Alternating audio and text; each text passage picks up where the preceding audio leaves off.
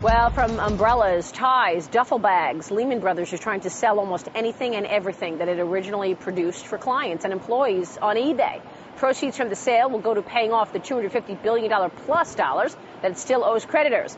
Lehman filed for bankruptcy protection on September 15th last year. But not many know the inside story on how and why this legendary firm collapsed. McDonald is with me. He's a former vice president at Lehman. He's detailing this now in his new book, called A Colossal Failure of Common Sense. It hits the bookstores tomorrow. Larry joins me now with more in his first interview. Great to have you on the program. Thanks. Great to be here. Thanks for having me. You traded distressed debt at Lehman Brothers, and you worked at Lehman from 04 to 08. What do you think is the most compelling part of this story about how Lehman Brothers went down? Well, I think, most compelling was the disconnect between, the men in the ivory tower and, the wonderful people that worked at the firm. Lehman Brothers, to me, was never rotten at the core. That's where all the beauty was. She was really rotten at the head. I mean, I think in this, so many people have been hurt by this crisis, this financial crisis. I think Lehman Brothers obliterated the world economy. Something like 6.5 million jobs have been lost.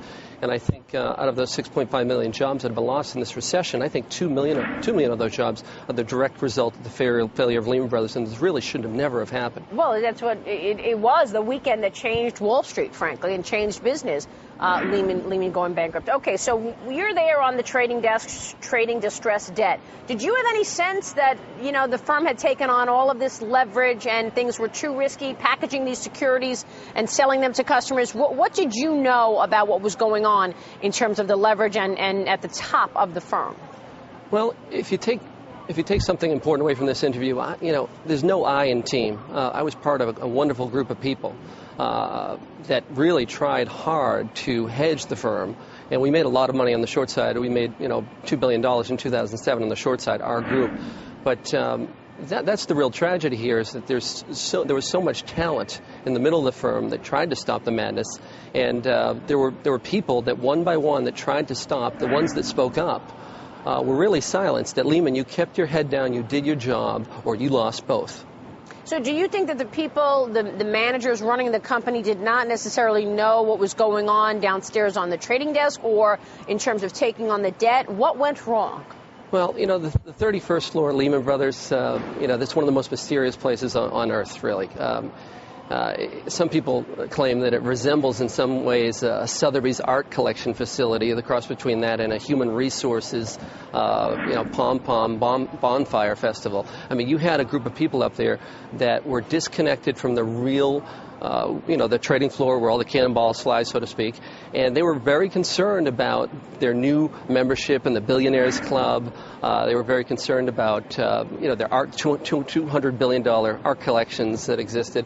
And they really just were in complete denial the whole way. And there were so many wonderful people at Lehman that I worked with that tried to stop this. Dick Fuld, the CEO at the time, did not want to file for bankruptcy, we're told. How did he get there? What happened that weekend? Can you take us behind the scenes and tell us exactly how it all went down? Did Paulson call Fuld and say, look, you need to file? Well, not many people realize this, but there's a great scene in the book, our book, A Colossal Failure of Common Sense, where not people realize the tensions really started many years before. Dick Fuld's a lifetime commercial paper trader. Hank Paulson's a lifetime investment banker. And there was a dinner back in the spring of 2008 where the two men had dinner, and a lot of people in the press thought it was a warm and fuzzy, dinner where they got along. But my research shows me that this was a very intense dinner. At one point, Mr. Fuld actually lectured Hank Paulson, said, I've been in my seat a lot longer than you've been in yours at Goldman. Don't tell me how to do my job. I'll deliver at my speed, that type of stuff. And I think that right there, Lehman's fate might have been sealed. And going into the weekend, it was very strange because the investment bankers that were doing some of the due diligence on behalf of Merrill Lynch spent a lot of time with Lehman, and then all of a sudden at the last minute, started focusing on Merrill Lynch, the Bank of America investment banking team, I should say.